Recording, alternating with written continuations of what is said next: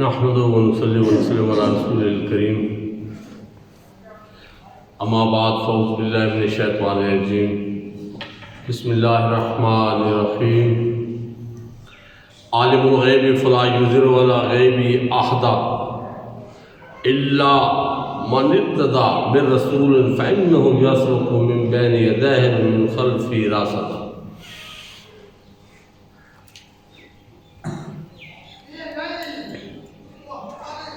یہاں پہ آیت مبارکہ میں علم غیب کا بیان ہے کہ اللہ تعالیٰ عز و جل اپنے غیب پہ کسی کو مسلط نہیں فرماتا،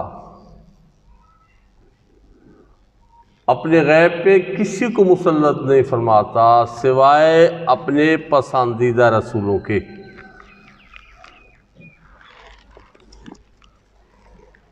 بات ذرا سمجھ نہیں ہے۔ اب یہاں پہ سب سے پہلے یہ علم غیب غیب غیب لوگ کرتے رہتے ہیں، سب سے پہلے سمجھنے کی جو بات ہے وہ یہ ہے کہ غیب کس کو کہتے ہیں، غیب کی تعریف کیا ہے۔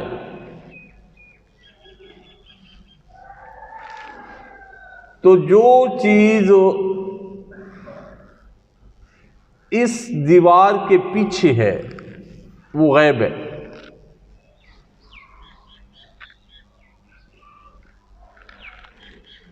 سمجھ گئے؟ جو چیز سامنے نہیں ہے وہ غیب ہے۔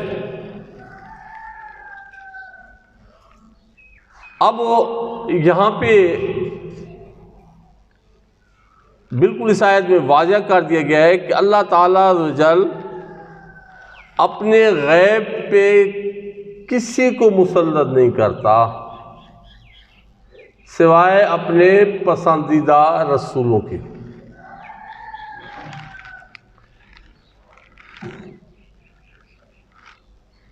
اب ایک چیز کا واضح ہو گیا کہ غیب کہتے ہی اس کو ہے جو سامنے نہ ہو، اور ایک چیز سامنے نہیں ہے اور اس پہ اگر کسی اللہ عز و جل کے بندے کو آگاہی ہے تو یہ غیب کا علم ہے۔ پھر سورہ کہف اس پہ شاہد ہو گئی۔ اب سورہ کہف میں کیا ہے؟ سورہ کہف میں خضر علیہ السلام کا جو معاملہ بیان کیا گیا ہے بڑی تفصیل کے ساتھ، وہ تمام غیب کا معاملہ ہے۔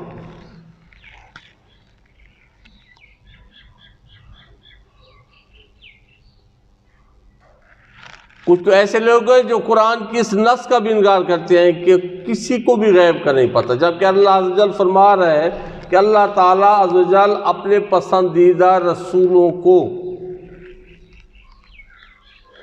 اور یہاں پہ یہ جو غیب ہے یہ کوئی سیلف کریٹڈ نہیں ہے کسی کا، یا کسی کا اپنا نہیں ہے غیب۔ یہ جو غیب ہے یہ عطائی ہے، یہ اللہ تعالیٰ عز و جل کی طرف سے عطا ہے۔ وہ اپنے بندوں میں سے، اپنے فرشتگان میں سے جس کو جتنا چاہے، یہاں پہ سب جتنے بھی انبیاء ہیں سب کو برابر نہیں ملا غیب۔ اللہ تعالیٰ عز و جل نے جس کو جتنا چاہا اتنا عطا فرما دیا۔ اب دینے والا تو وہ ہے جو عالم الغیب ہے، جو تمام غیبوں کو جاننے والا ہے، جس کی یہ قدرت ہے، جس کی یہ طاقت ہے، وہ جس کو چاہے عطا کر دے۔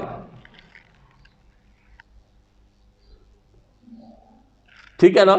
تو دینے والا ہے رب العالمین۔ اب یا تو اس کی قدرت پہ کوئی انکار کر کے اس کو یہ قدرت نہیں ہے کہ وہ کسی کو دے سکے، اگر اس پہ یقین ہے تو پھر مان لینا چاہیے کہ جس کو وہ چاہے جتنا چاہے وہ عطا کر سکتا ہے، اس نے عطا کیا ہے۔ وہ اپنے بندوں کو عطا کرتا ہے۔ بعض اولیاء کاملین میں سے بھی ایسے بزرگ گزرے ہیں جن نے ایسی باتیں قبل از وقت بتا دی اور وہی ہوا۔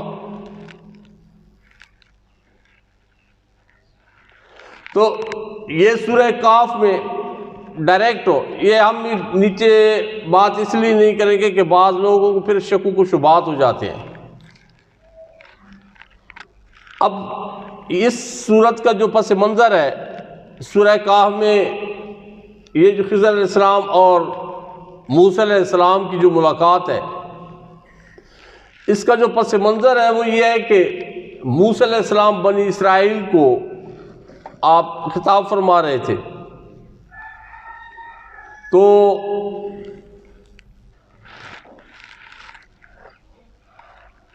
آپ خطاب فرما رہے تھے، تو خطاب کے دوران ہی اتنا آپ کا زوراور خطاب تھا کہ جو بنی اسرائیلی تھے وہ رو رہے تھے۔ تو اسی دوران کسی نے سوال کیا آپ پہ کہ آپ سے بڑا بھی کوئی عالم ہے زمین پہ؟ تو آپ نے فرمایا نہیں، اور یہی بات اللہ عز و جل کو ناپسندیدہ ہوئی۔ فوراً جبرائیل امین کو بھیج دیا اور فرمایا موسیٰ تجھ سے زیادہ علم والا میرا بندہ ہے۔ تو آپ نے فوراً عاجزی کی کہ مالک پھر میری ملاقات کرا دے اسے۔ تو فرمایا کہ دو دریاؤں کے درمیان ان کے سنگم میں، وہاں پہ میرا وہ بندہ رہائش پذیر وہاں پہ رہتا ہے۔ پھر اس کی علامت بھی بتا دی کہ ایک مچھلی نمک لگا کے ساتھ رکھ لینا، سفر میں جہاں پہ وہ مچھلی غائب ہو جائے تو وہیں میرا وہ بندہ موجود ہوگا۔ تو آپ نے اپنے غلام کو یوشع بن نون جو آپ کے رفیق تھے ان کو ساتھ لیا اور چل پڑے۔ بہت لمبا سفر ہے، اس میں بہت سارے احادیث مبارکہ کی روح سے بڑی لمبی تفصیل ہے، بس میں آپ کو شارٹ سا کیونکہ چند منٹ ہے۔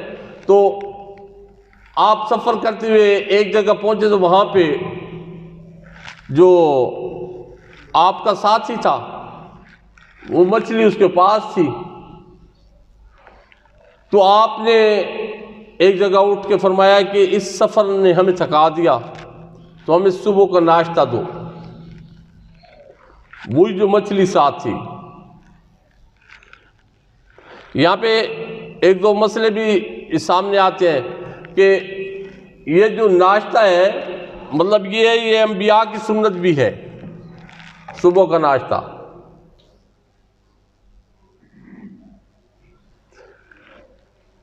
صالحین کی جماعت یہ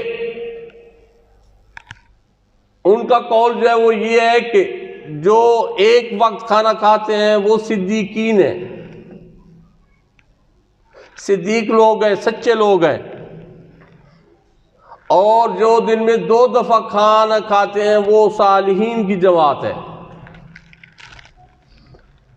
اور جو 3 دفعہ کھانا کھاتے ہیں وہ جانوروں کی طرح ہے۔ اب جو طریقہ تو یہ تھا کہ صبح کا کھانا اور رات کا، لیکن اب ہم نے 3 کھانے بنا لیے ہیں۔ صبح کھانا بریک فاسٹ ہو گیا جی، لنچ ہو گیا اور ڈنر ہو گیا۔ صبح کا ناشتہ، دوپہر کا کھانا، رات کا کھانا۔ نہ صدیقین والی بات رہی نہ صالحین والی بات رہی، یہ تیسری جماعت والی بات ہو گئی۔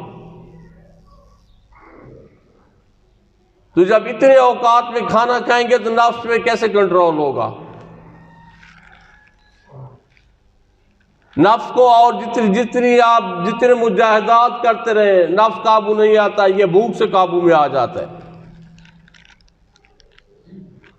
تو موسیٰ علیہ السلام نے فرمایا کہ ناشتہ لو، تو جب ان کے لیے وہ توشہ دان کر دو، ان کا وہ مچھلی تو غائب ہو گئی، تو میں تو آپ کو بتانا بھول گیا۔ تو ہم نے فرمایا چلو واپس چلتے ہیں اس جگہ پہ۔ تو جب وہاں پہ گئے تو وہاں پہ ایک سب چٹائی پہ ایک بندہ سوئے ہوا تھا، اور جو چادر تھی وہ پاؤں بھی لپیٹے ہوئے تھے اور سر کے نیچے بھی تھی چادر۔ تو آپ نے سلام کیا تو میری سرزمین پہ یہ کون بندہ ایسا ہے آپ نے فرمایا کہ موسیٰ، تو اس نے کہا موسیٰ بنی اسرائیل والا؟ تو آپ نے فرمایا ہاں۔ پھر وہاں پہ آپ کی ملاقات ہوئی خضر علیہ السلام سے، اور وہاں پہ پھر آپ نے کہا کہ مجھے وہ علم سکھاؤ جو آپ کے پاس ہے، جو اللہ تعالیٰ نے آپ کو علم سکھایا ہے وہ مجھے سکھاؤ۔ تو آگے سے انہوں نے کہا کہ اے موسیٰ آپ وہ نہیں سیکھ سکتے، آپ میرے ساتھ ٹھہر نہیں سکتے، آپ صبر نہیں کر سکیں گے۔ تو موسیٰ علیہ السلام نے فرمایا کہ انشاءاللہ اللہ نے چاہا تو میں صبر کروں گا، تو مجھے اپنے ساتھ رکھو۔ تو وہاں پہ پھر 3 معاملات وہ سب کو پتہ ہے کہ درپیش ہوئے۔ ایک آپ کشتی میں گئے، کشتی کو جو ہے نا آپ نے داغدار کر دیا خضر علیہ السلام نے، تو انہوں نے کہا کہ یہ کیا کیا ہے، انہوں نے تو پیسے ہی نہیں لیے آپ سے، تو آپ نے کشتی میں سوراخ کر دیا۔ تو آپ نے فوراً خضر علیہ السلام نے کہا کہ میں نے تو آپ کو کہا تھا کہ آپ میرے ساتھ نہیں صبر کر سکیں گے۔ تو آپ نے فرمایا چلو ٹھیک ہے، مجھے جو ہے نا ایک موقع دو اور موقع دو۔ چل پڑے آگے، جب ایک بستی میں گئے وہاں پہ ایک بہت خوبصورت نوجوان لڑکا تھا، بہت تیز۔ تو خضر علیہ السلام نے جا کے پتھر مارا اس کے سر پہ، اس کو مار دیا۔ تو آپ نے کہا یہ کیا کیا تم نے؟ ابھی تو وہ بچہ تھا، اور کیوں قتل کر دیا اس کو، ایک جان کو؟ کیونکہ صاحب شریعت تھے۔ تو خضر علیہ السلام نے پھر دوبارہ کہا کہ میں نے آپ کو کہا تھا نہیں، آپ صبر نہیں کر سکیں گے۔ تو موسیٰ علیہ السلام نے فرمایا کہ اچھا اب دیکھنا، اگر اب کوئی ایسی بات میں نے پوچھ لی، بے شک آپ کی اور میری جدائی ہوگی۔ تو جب تیسری جگہ پہ گئے وہاں پہ ایک آپ لوگوں کی بستی میں گئے، وہاں پہ کھانا مانگو، انہوں نے کہا کہ نہیں دیں گے ہم کھانا آپ کو۔ تو ایک دیوار گر رہی تھی، آپ نے اس کو سیدھا کی، اتنی مزدوری کی، اس کو سیدھا کر دیا، اور اس کے بعد جو ہے نا تو موسیٰ علیہ السلام نے پھر فرمایا کہ انہوں نے کھانا ہی نہیں دیا، اور تم نے جو ہے نا یہ سارے اتنے کام کیے، ان سے اجرت پہ لے لیتے۔ تو آپ نے فرمایا بس اب آپ کی اور میری جدائی ہے، لیکن میں تینوں باتیں آپ کو لوٹاؤں گا۔ اب یہاں پہ جو ہے نا وہ سارے غیب والا معاملہ ہے۔ پھر خضر علیہ السلام نے فرمایا کہ یہ جو کشتی تھی یہ 2 نوجوان غریب بھائیوں کی تھی، جو بڑے اچھے ہیں، نیک ہیں، لیکن آگے جس جگہ ہم نے اترنا تھا وہاں کا بادشاہ بڑا ظالم ہے، اور وہ جو صاف کشتیاں ہوتی ہیں، نئی ہوتی ہیں، وہ چھین لیتا ہے۔ تو اس لیے میں نے اس کو داغدار کر دیا تاکہ یہ ان کی کشتی بچ جائے۔ اور دوسرا، جس بچے کو میں نے قتل کیا ہے اس کے والدین مومن تھے، بہت صالح تھے، لیکن یہ بچہ یہ کافر، اس نے آگے آ کے کفر کرنا تھا، اور اپنے والدین کو جو بہت صالح ہیں، جو اللہ عز و جل کی بارگاہ اقدس میں برگزیدہ ہیں، اس بچے نے اپنے والدین کو بھی خراب کرنا تھا۔ جو شفقت والدین کی ہوتی ہے وہ اس کی وجہ سے اس بچے نے خراب، تو اسی لیے اس کو قتل کر دیا۔ اور یہ جو تیسرا معاملہ تھا یہ تھا، ان کا جد میں ایک بزرگ بڑا صالح بندہ تھا۔ قرآن میں جو ہے نا لفظ والد، لیکن جو اس کی تفسیر ابن کثیر، یہ تفسیر ابن کثیر میں جو اس کا ہے معاملہ، آگے آ کے سیدنا عبداللہ بن عباس رضی اللہ تعالی عنہ انہوں نے خصوصی طور پہ جو ہے نا زیادہ روایتیں ان کی چل رہی ہیں، تو آپ فرماتے ہیں کہ یہ 7ویں پوسٹ میں اوپر بزرگ تھا ان کا، 7ویں پوسٹ میں۔ تو یہاں سے پھر مسئلہ سامنے آتا ہے کہ نیک جو آباء و اجداد ہوتے ہیں وہ 7 پشتوں تک اپنی اولاد کو نفع دیتے ہیں۔ تو وہ والد نیک تھا، اور یہاں پہ جو قرآن میں واضح ہے وہ ہے کہ خزانہ ہے، لیکن یہاں پہ پھر جو ہے نا آگے جو فوقہ ہے وہ کہتے ہیں کہ خزانہ ایسا تھا کہ وہ علمی خزانہ تھا، ہیرے جواہرات نہیں تھے، علمی خزانہ تھا۔ ہاں اس میں ایک سونے کی تختی تھی جس کے اوپر کچھ زبردست قسم کی حکایات لکھی ہوئی تھی۔ اب یہاں پہ 3 معاملے وہ تھے جو ٹوٹلی غیب کے تھے، تو اللہ تعالیٰ عز و جل کا وہ بندہ خضر وہ ان سے آگاہ تھا، تو مطلب یہ ہے کہ غیب کا علم وہ جانتا تھا۔ قرآن کی روح سے تو یہی ہے کہ وہ غیب کا علم جانتا تھا، تب بھی ایک بچے کو اس نے مار دیا، تب بھی ایک کشتی میں اسے سوراخ کر دیا، اس کو پتہ تھا کہ آگے جائیں گے تو یہ ان سے چھین لیں گے۔ تو اس لیے کچھ ایسی چیزیں ہوتی ہیں جن کا صریح حکم آیا ہوتا ہے، خواہ مخواہ ایک بات ضد پہ اڑ گئی یہ نہیں ہے، نہیں علم ہے نہیں، اور آگے سے جو ہے نا ایک کی رٹ نہیں، ایسا نہیں ہے۔ بات تو تب ہے جب علم والوں کے سامنے بات کی جائے، ان کے سامنے رکھی جائے بات۔ ایک سنی سنائی بات پہ آگے ہم فوراً فتویٰ دے دیتے ہیں، نہیں ایسے نہیں ہے۔ تو اس لیے یہاں پہ یہ جو ہے نا کہ ان کے بزرگ کا کہ وہ بہت صالح بندہ تھا، تو اپنی اولاد کے لیے خصوصی طور پہ والدین کے لیے لازم ہے کہ اپنی اولاد کے لیے دعا کیا کریں، اور اپنی اولاد کو بد دعائیں نہ دیا کریں، اور اولاد کے لیے بھی یہ ضروری ہے کہ اپنے والدین کی دعائیں لیا کریں۔ اب یہاں پہ دیکھیں اس جگہ پہ 2 چیزیں جو ریلیٹ کر رہی ہیں نا، وہ والدین کے ساتھ کر رہی ہیں کہ بچہ اس کو اسی لیے قتل کر دیا تاکہ اس کے والدین پہ کوئی حرج نہ آئے، اور یہاں پہ ان بچوں کے لیے خزانے کو سیو کیا جا رہا ہے، ان کو سیو کیا جا رہا ہے کہ ان کے والد نیک تھے۔ ان 3 باتوں میں سے 2 باتیں وہ ہیں جو والدین کے ساتھ ریلیٹ کر رہی ہیں، تو اس لیے اپنے آپ کو خود سنوارے، اور خصوصی طور پہ یہ جو نوجوان نسل ہے یہ اپنے والدین کا آج کل جو حالات جا رہے ہیں عالمان، اللہ تعالیٰ ہم سب کو سمجھ عطا فرمائے، اور خصوصی طور پہ یہ جو نوجوان نسل ہے ان کے لیے تو یہی نصیحت ہے کہ جن کے والدین حیات ہیں، زندہ ہیں، تو جنت ان کے گھر میں ہی ہے، بہت آسان جنت رب العالمین نے کر دی ہے ان کے لیے۔ یہ بار بار کہنے کے مطلب یہ ہے کہ ایک چیز کو جب بار بار دہرایا جاتا ہے تو وہ دل میں راسخ ہو جاتی ہے، بیٹھ جاتی ہے۔ باقی جتنے اعمال ہیں بے شک ضرور کرنے چاہیے، جو اللہ عز و جل کی طرف سے احکام آئے ہیں وہ ہم نے پورے کرنے ہی کرنے ہیں۔ وہ احکام پورے کرتے ہوئے جو اپنے والدین جن کے حیات ہیں اور وہ ان کی خدمت کر رہے ہیں، تو ان کے لیے یہ دنیا بھی جنت ہے اور آگے بھی جنت ہے ان کے لیے۔ لیکن جو جتنا بھی نیکی کرتا رہے، جتنا مرضیاں نیکی کرتا رہے، لیکن اگر والدین کو ستا رہا ہے یا والدین اس کی وجہ سے خوفزدہ ہیں، بعض ایسے بدبخت اولاد بھی ہیں، ایسے بدبخت بیٹے بھی ہیں جو گھر میں ہیں تو والدین ڈر جاتے ہیں، سہم جاتے ہیں، تو زمین پہ اس جیسا بدبخت نہیں ہے کوئی، چاہے دنیا جہان کے صدقے خیراتیں کرتا رہے، چاہے جو مرضی نمازیں روزے رکھتے رہے، نمازیں پڑھتے رہے، جس کے والدین اسے ڈرے ہوئے اللہ عز و جل اس پہ سخت ناراض ہے۔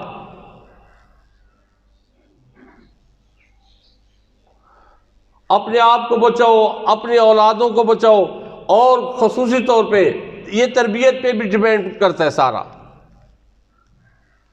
والدین کو چاہیے جو اپنے والدین کا تابع دار ہے اس کی اولاد ضرور تابع دار ہوگی، جو اپنے والدین کی نافرمان رہا ہے تو پھر اس کی اولاد اسے بڑھ کے اس کی نافرمان ہوگی۔ اللہ تعالیٰ عز و جل ہمیں دین متین سمجھنے کی اور پھر اس پہ عمل کی توفیق عطا فرمائے۔ اور یہاں پہ یہ بٹیا میں جو ہے نا ایک قبرستان کے لیے یہ بھائی میر خان اور ان کے ساتھ ساتھی ہیں، انہوں نے چندے کے لیے گزارش کی ہے، تو یہ نماز کے بعد ادھر بیٹھیں گے۔ اللہ تعالیٰ نے جس کو جتنی استطاعت دی ہے وہ خدمت کریں۔ زندوں کے لیے سب کرتے ہیں، یاد رکھیں، زندوں کے لیے سب کرتے ہیں۔ مدد تو یہ ہے کہ جب کوئی بعض قبرستان میں ایسے ہوتے ہیں جو لاوارث بھی آ جاتے ہیں، ٹھیک ہے نا، تو جس بندے کا چاہے 1 روپیہ بھی اس میں لگا ہوگا اور اس میں ایک لاوارث میت آ گئی تو آپ سمجھ لیں کہ اس کے لیے وہی 1 روپیہ کافی ہو گیا۔ تو اللہ تعالیٰ نے جس کو جتنی توفیق دی ہے وہ ضرور ان کی مدد کریں۔ وما علینا الا البلاغ۔